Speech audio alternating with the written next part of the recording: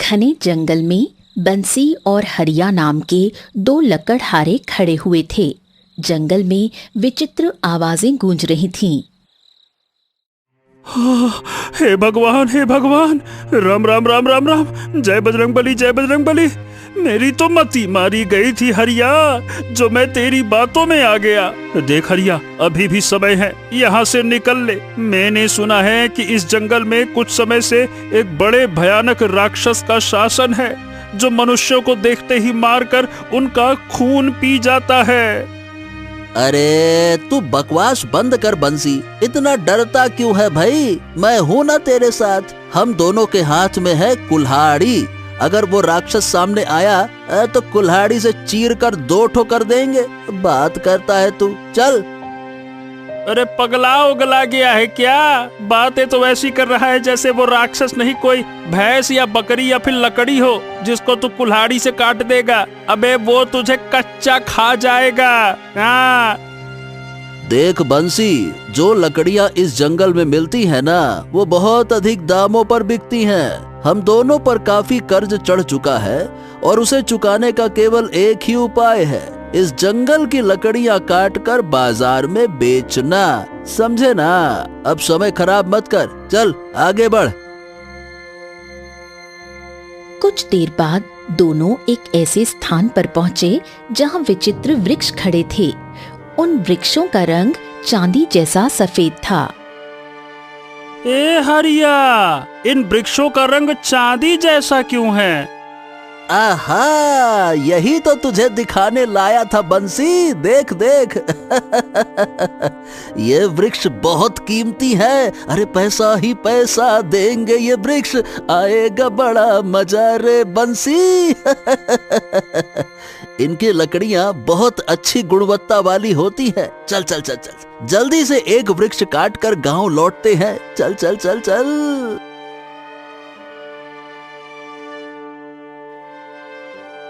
अचानक एक विचित्र चीख गूंजी। काले धुएं का गुबार उठा और वो धुआं एक राक्षस में परिवर्तित हो गया।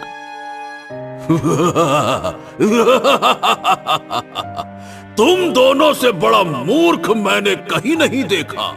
जब सबको पता है कि मैं यहाँ किसी को जीवित नहीं छोड़ता, फिर भी तुम लोग बेवकूफों की तरह मरने के लिए चले आए।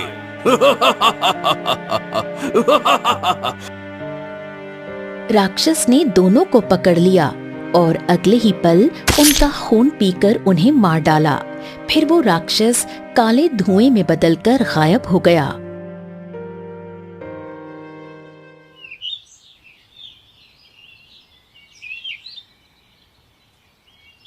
कुछ दिनों बाद चकियापुर गांव के नानक चाचा गांव की सीमा पर बैठे थे। तभी वहां रामलाल नाम का दूध वाला आ पहुंचा। नानक चाचा, इतनी चिंता में क्यों डूबे हो? अरे ओ दूध वाले, तुझे कुछ खबर भी है? हमारे गांव के दो लकड़हारे उस विचित्र जंगल में गए थे और वापस नहीं आए। अच्छा अच्छा अच्छा अच्छा, तुम बंसी और हरिया की बात कर रहे हो? अरे सारे गांव में वो दोनों बड़े अय्याश लोगों के नाम से मशहूर थे। जितनी मेहनत से पैसा कमाते थे, सब अय्याशी में उड़ा देते थे। इसी वजह से उन दोनों पर कर्ज चढ़ गया था और उसे चुकाने के लिए चले गए वो विचित्र जंगल में। अच्छा, तू इतना विश्वास से कैसे कह सकता है कि वो कर्ज चुकाने के इरादे से जंगल गए थे? बता। अब चाचा ऐसा है कि जाने से एक दिन पहले मेरी बंसी से मुलाकात हुई थी। उसने बताया था कि हरिया उसे विचित्र जंगल में ले जाना चाहता है। वहाँ विचित्र वृक्ष होते हैं जिनकी लकड़ी बहुत अच्छे दामों पर बिकती है। अब मैंने उसे हालांकि मना किया था, लेकिन अब क्या कहें चाचा, कौन सुनता है। इतना कहकर रामलाल वहां से चला गया। नानक चाचा गहरी सोच में डूब गए। उसी गांव में शंकर नाम का एक लकड़हारा रहता था। इस समय वो अपनी पत्नी गौरी की बीमारी से परेशान था। शंकर अपने घर के आंगन में बैठा था। तभी उसकी 10 वर्षीय पुत्री चमकी वहां पहुंची। पिताजी, माँ को बुरी तरह से खांसी हो रही है। ये सुनकर शंकर भागकर अपनी पत्नी गौरी के पास गया। ए गौरी, क्या हो गया? तू ठीक तो है? काहे खांस रही है? क्या बात है?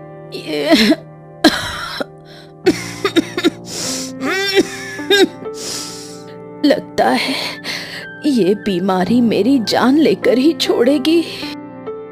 हो, तू चिंता मत कर, तू चल मेरे साथ। मैं तुझे वैद्य जी के पास ले चलता हूँ और उनसे पूछूंगा कि जो जड़ी बूटियां वो दे रहे हैं वो असर क्यों नहीं कर रही हैं। चल आजा। इतना कहकर शंकर अपनी पत्नी को वैद्य की झोपड़ी में ले गया। राम राम वैद्य जी। वैद्य जी, इतने लंबे समय से मेरी पत्नी का इलाज कर रहे हैं आप, लेकिन वो ठीक क्यों नहीं हो रही है? देखो शंकर, तुम्हारी पत्नी का इलाज एक विशेष जड़ी बूटी से हो सकता है, पर वो दूसरे राज्य में मिलती है और वो जड़ी बूटी 10 सोने के सिक्के में खरीदी जा सकती है, समझे? ये सुनकर शंकर चौंक गया। क्या? पर वैद्य जी, आप तो जानते हैं कि अपनी पत्नी के इलाज में मैं तो कंगाल हो चुका हूँ। अब 10 सोने के सिक्के मैं कहाँ से लेकर आऊंगा? अब ये तुम्हें मैं कैसे बता सकता हूँ कि कहाँ से लाओगे? देखो भाई, तुम्हारी पत्नी की बीमारी का इलाज केवल उस जड़ी बूटी से ही संभव है। अभी जो जड़ी बूटी मैं दे रहा हूँ वो केवल तुम्हारी पत्नी की बीमारी को रोक रही है, पर वो अधिक लंबे समय तक असर नहीं करेगी, समझ गए? शंकर गहरी चिंता में डूब गया और अपनी पत्नी गौरी को लेकर अपने घर आया। पिताजी, माँ ठीक तो हो जाएंगी ना? हाँ हाँ मेरी बेटी चमकी, तेरी माँ बिल्कुल ठीक हो जाएगी। आखिर आप 10 सोने की मुद्राओं का इंतजाम कहाँ से करेंगे? भगवान पर भरोसा रख गौरी, मैं कुछ न कुछ इंतजाम कर लूंगा। पिताजी, दीपावली का समय भी नजदीक है। क्या इस बार भी हमारी दीपावली अंधेरे में जाएगी? क्या इस बार भी हम दिए नहीं खरीद पाएंगे? ये सुनकर शंकर चौंक गया और अपनी बेटी का मन रखने के लिए बोला। अरे नहीं नहीं बेटा, नहीं नहीं नहीं नहीं, देखना बेटा, तुम्हारी माँ दीपावली से पहले स्वस्थ हो जाएंगी और हम पूरा घर दियों से भर देंगे, सजा डालेंगे, रंगोली भी बनाएंगे, है ना बेटा? इतना कहकर शंकर घर के आंगन में बैठकर आंसू बहाने लगा और खुद से बोला,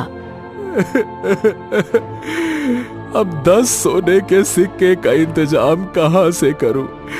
जंगल से जितनी लकड़ियां काट कर लाता हूँ वो केवल पीतल के सिक्कों के बराबर बिकती है। उन पीतल के सिक्कों को मिलाकर भी एक सोने का सिक्का नहीं बनता। क्या करूं भगवान, क्या करूं? कुछ देर बाद उसके मन में एक ख्याल आया। हाँ, अब एक ही उपाय है। मुझे विचित्र जंगल जाना होगा और वहाँ से सफेद वृक्ष को काटकर बाजार में बेचना होगा। उसी से इतना धन प्राप्त किया जा सकता है जिससे मैं अपनी पत्नी का इलाज करा सकता हूँ और अपनी पुत्री की आंखों में दीपावली के शुभ अवसर पर खुशी दे सकता हूँ और उसके लिए अच्छे अच्छे दिए खरीद के उसे दे सकता हूँ। हाँ, ये सही रहेगा।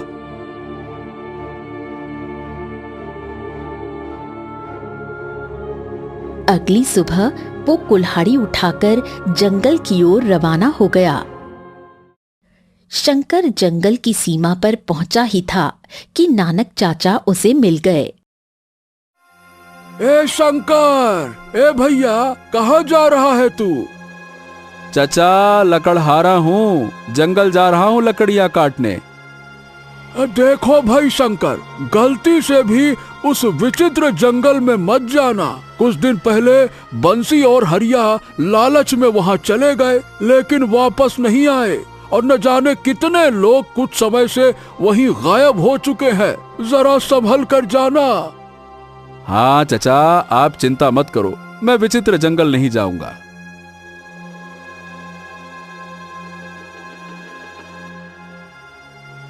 फिर भी वो बहुत दूर तक चला और अंततः विचित्र जंगल के बीच में खड़ा हुआ था, जहां चारों ओर सफेद रंग के वृक्ष लगे हुए थे। शंकर एक सफेद वृक्ष के पास गया। हाँ, जल्दी से इस वृक्ष की लकड़ियां काट लेता हूँ। तभी अचानक काला धुआं फैल गया और उस धुएं ने एक राक्षस की आकृति धारण कर ली।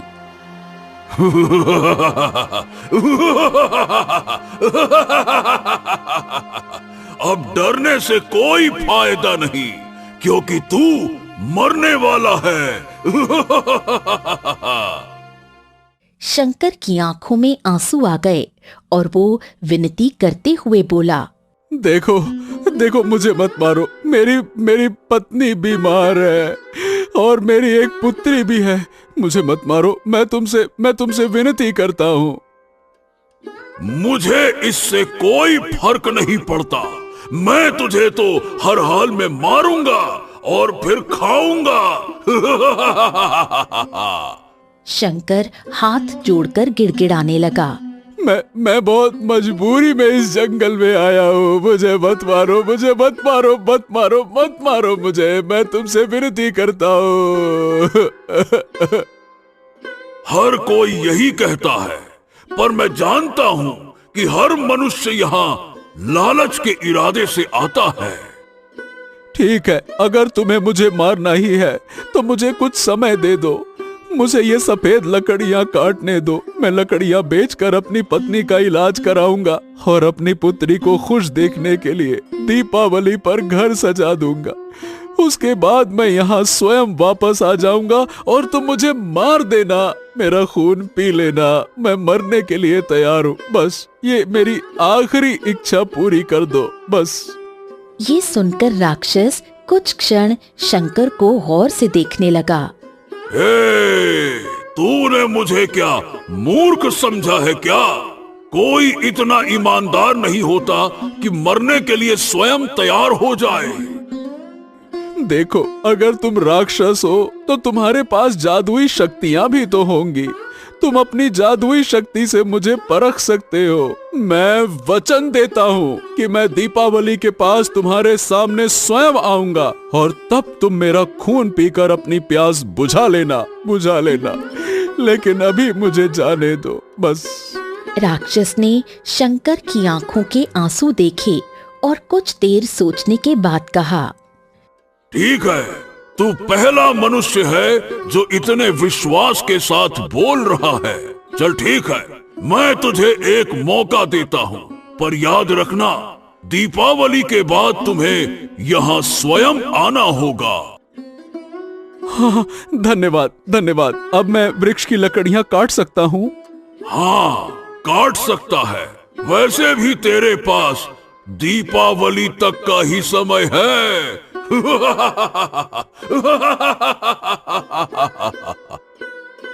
शंकर ने कुल्हाड़ी उठाई और सफेद वृक्ष को काटना शुरू कर दिया। कुछ देर बाद शंकर बहुत सारी लकड़ियां काटकर अपने सिर पर गठरी रखे गांव के बाजार में आया। सफेद लकड़ियों को देखकर पूरे गांव में हड़कंप मच गया। ये शंकर, ये तो सफेद रंग की लकड़ी है रे। ये तो विचित्र जंगल में मिलती है। ये शंकर, तू विचित्र जंगल गया था क्या? हाँ, वहाँ गया था। अरे भाई, लेकिन वहाँ तो कोई भी जाता है तो वापस नहीं आता, फिर तू? लेकिन मैं वापस आ गया। कुछ ही देर में शंकर की लकड़ियां 20 सोने के सिक्कों में बिक गईं। शंकर घर की ओर लौट रहा था कि तभी नानक चाचा दौड़ते हुए उसके पास आए। ए शंकर, ए शंकर, ए शंकर, मेरी बात सुन। पूरे गांव में चर्चा है कि तू विचित्र जंगल गया था और वहाँ से सफेद लकड़ी लेकर आया है। हाँ नानक चाचा, बात सच है। अरे लेकिन शंकर, उस जंगल में जो भी जाता है वापस नहीं आता। वहाँ एक राक्षस रहता है जो लोगों को मार देता है। उसने तुम्हें नुकसान नहीं पहुँचाया क्या? ऐसा कैसे हो सकता है?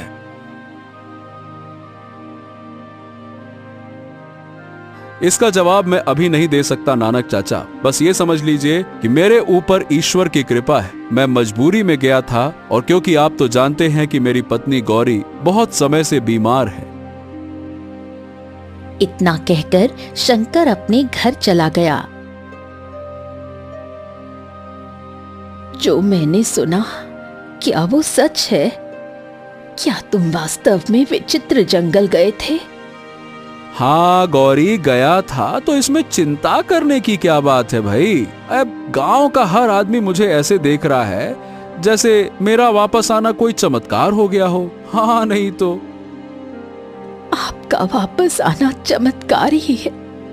ये तो ईश्वर की कृपा है कि आपको कुछ नहीं हुआ। वहां तो एक राक्षस का शासन है जो किसी को जीवित नहीं छोड़ता। अब आप वचन दीजिए कि आप दोबारा उस जंगल में नहीं जाएंगे। शंकर ने फीकी मुस्कान के साथ अपनी पत्नी की ओर देखा। ए गौरी गौरी, तुम भी जानती हो कि मैं उस जंगल में क्यों गया था। अरे भाई, तुम्हारी बीमारी का इलाज जो कराना था ना, इसीलिए। इतना कहकर शंकर ने अपनी पुत्री चमकी की ओर देखा। और मेरी बेटी की इच्छा थी कि इस दिवाली हमारा घर दियों से सजे, इसीलिए तो गया था। गौरी मुस्कुरा दी, पर शंकर ने जरा भी ये जाहिर नहीं होने दिया कि वो राक्षस से क्या वादा करके आया था।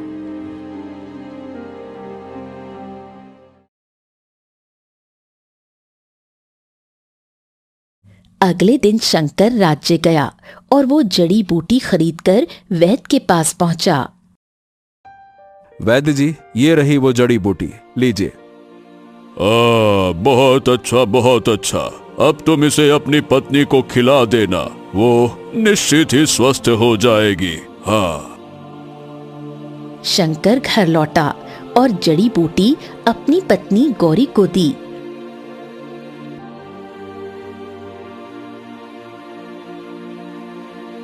अगले दिन गौरी ने शंकर से कहा, शंकर, मुझे ऐसा लग रहा है जैसे मेरी बीमारी ठीक हो रही है। हाँ।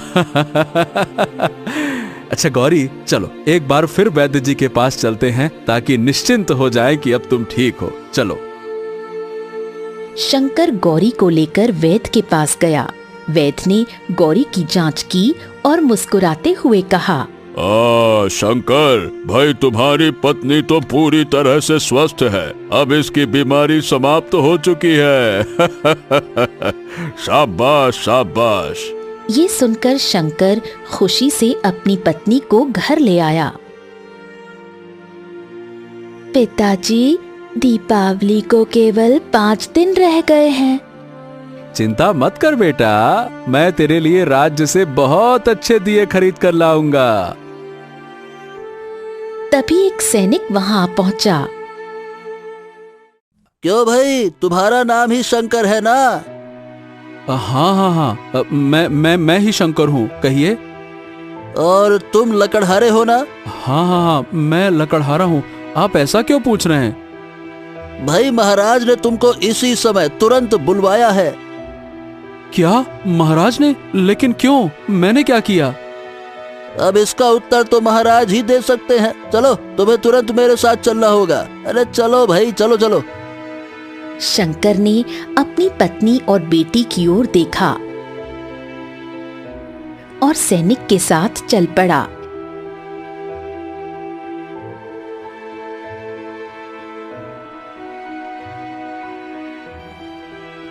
इधर राजा सूरज दीवार पर टंगी बूढ़े व्यक्ति की तस्वीर को बहुत गौर से देख रहे थे।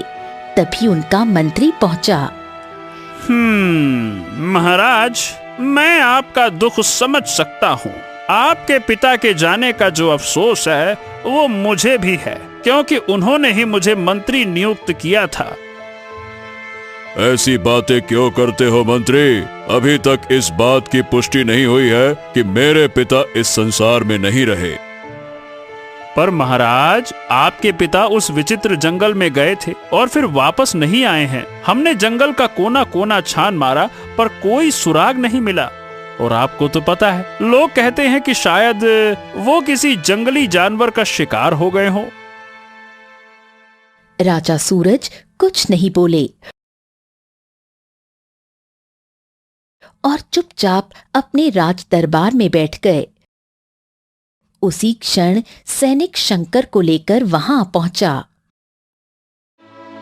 महाराज, मैं शंकर को लेकर आ गया। तो क्या तुम ही हो वो लकड़हारे जो विचित्र जंगल में गया था और वहाँ से सफेद वृक्ष की लकड़ी काट लाया था? क्यों, तुम ही हो ना? हाँ हाँ हाँ महाराज, मैं ही हूँ जो वहाँ गया था। सुना है कि वहाँ पर कुछ समय से एक राक्षस का शासन है जो लोगों को मार देता है। तुम वहाँ से कैसे बचकर आ गए? राक्षस ने तुम्हें क्यों नहीं मारा? महाराज, सही बताऊं, बहुत डर लगा था जब मैं लकड़ियां काट रहा था, लेकिन मैंने जल्दी से लकड़ियां काटी और लेकर जो दौड़ लगाई कि फिर पीछे पलटकर ही नहीं देखा। राजा सूरज ने शंकर को गहराई से देखा। यानी शायद ईश्वर की कृपा रही होगी। अच्छा, मेरी बात ध्यान से सुनो। मेरे पिताजी की इच्छा थी कि विचित्र जंगल की सफेद लकड़ी से एक सिंहासन बनवाया जाए। पिछले साल वो दीपावली के मौके पर उसी जंगल गए थे और फिर वापस नहीं आए। मैं उनके सपने को पूरा करना चाहता हूँ, तो तुम एक काम करो, दोबारा वहाँ जाओ और जितनी लकड़ियाँ ला सकते हो लेकर आओ। मैं अपने महल के लिए एक सुंदर सिंहासन बनवाना चाहता हूँ और तुम्हें इस काम के लिए 50,000 सोने के सिक्के भी दूंगा। ये सुनकर शंकर चौंक गया। 50,000 सोने के सिक्के? दीपावली के बाद तो मुझे राक्षस के पास जाना होगा। अगर ये इनाम मिल गया तो मेरी पत्नी और बेटी को किसी पर निर्भर नहीं रहना पड़ेगा। हाँ, महाराज, आपको जितनी भी लकड़ियाँ चाहिए मैं एक ही बार में ला दूंगा, बस लाने की व्यवस्था करवा दीजिए। ठीक है, मैं 3 बैलगाड़ियों का इंतजाम करवा दूंगा। तुम इन 3 बैलगाड़ियों के साथ अभी रवाना हो जाओ। जब तुम उन बैलगाड़ियों में सफेद लकड़ी भरकर लाओगे तो मैं तुम्हें 50,000 सोने के सिक्के दे दूंगा। जाओ। राजा सूरज ने तुरंत बैलगाड़ियों का इंतजाम कराया और कुछ ही समय में शंकर उन बैलगाड़ियों को लेकर विचित्र जंगल की ओर रवाना हो गया। शंकर उसी स्थान पर पहुंचा जहां पिछली बार आया था। वहां काला धुआं फैला और एक राक्षस प्रकट हुआ।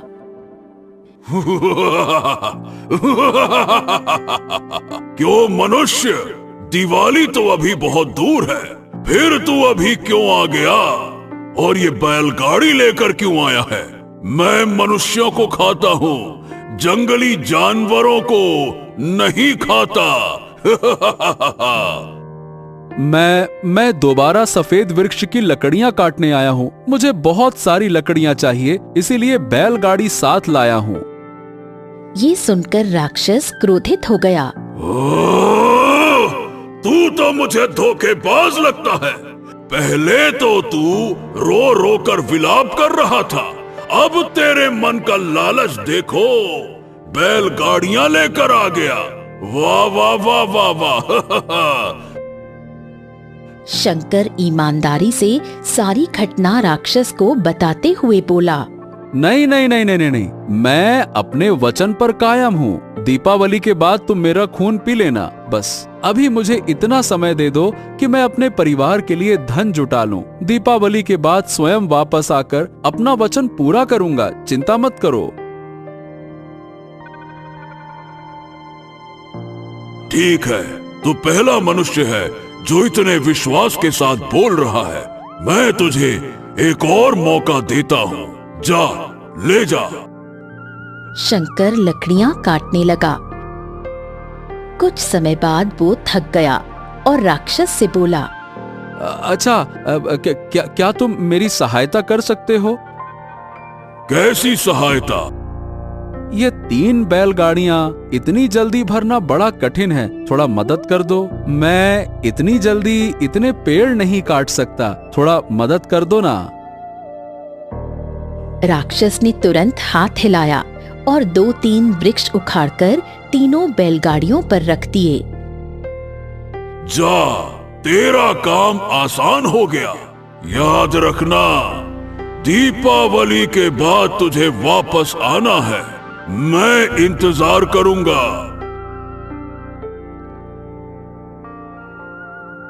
शंकर खुश हुआ और उन 3 बैलगाड़ियों को लेकर सीधे राजमहल चला गया।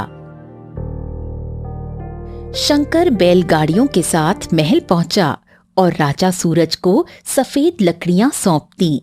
बैलगाड़ियों में पूरे वृक्ष को देखकर राजा सूरज चौंक गया। आश्चर्य, आश्चर्य! तूने ये पूरे के पूरे वृक्ष उखाड़ कैसे लिए? महाराज, जैसे ही मैं विचित्र जंगल पहुंचा, अचानक से आंधी आ गई और वृक्ष उखड़कर अपने आप बैलगाड़ी पर गिर गए। मेरा काम आसान हो गया। राजा सूरज ने गहरी नजर से शंकर को देखा और 50,000 सोने के सिक्कों की थैली उसके हाथ में थमा दी। शंकर प्रसन्न होकर अपने घर लौटा।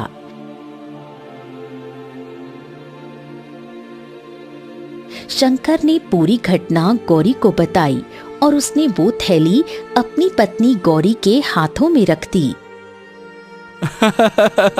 अरे गौरी, देखो देखो देखो! ईश्वर ने हमें धनवान बना दिया, ये देखो।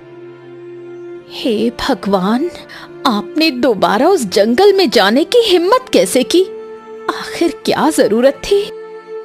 50,000 सोने के सिक्के कमाने में पूरी जिंदगी निकल जाती, तब भी हम कमा नहीं पाते।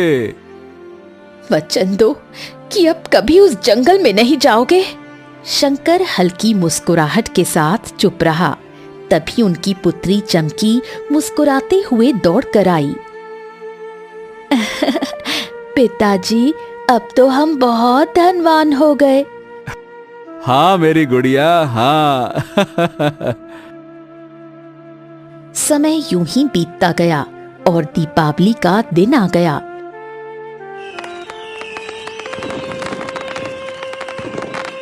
शंकर बहुत सुंदर और कीमती दिए लेकर आया। गौरी और चमकी ने घर को दियों से सजा दिया। शंकर उनकी मुस्कान देखता रहा और मन ही मन बोला, हाँ, अब शायद ये दृश्य मैं दोबारा देख ना पाऊं, क्योंकि कल मुझे अपने वचन के अनुसार राक्षस के पास जाना होगा। अगले दिन शंकर अकेला जंगल पहुंचा और राक्षस को आवाज देने लगा। तभी काला धुआं फैला और राक्षस प्रकट हुआ।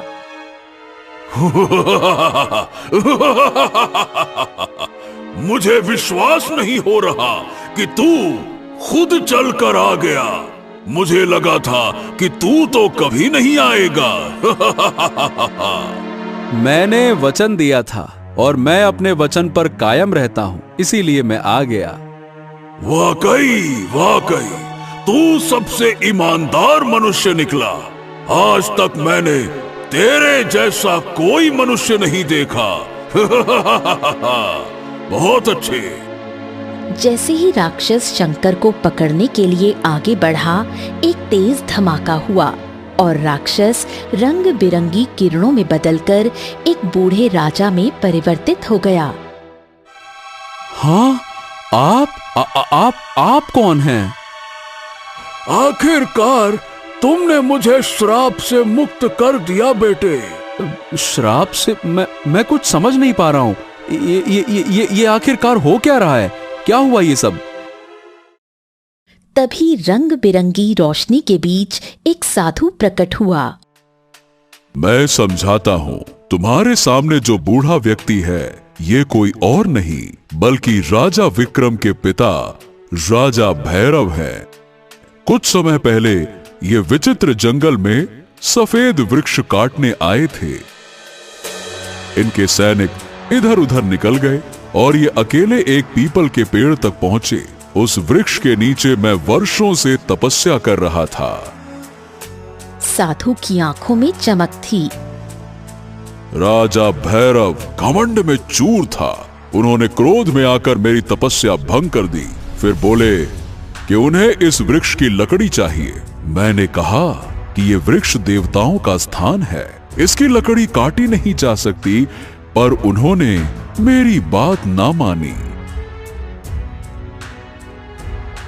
तभी पीपल देवता प्रकट हुए और राजा भैरव को राक्षस बनने का श्राप दे दिया। ओ, तो क्या महाराज को ये सब याद नहीं था? नहीं बेटे नहीं। राक्षस बनने के बाद मुझे अपने पिछले जीवन की कोई स्मृति याद नहीं रही।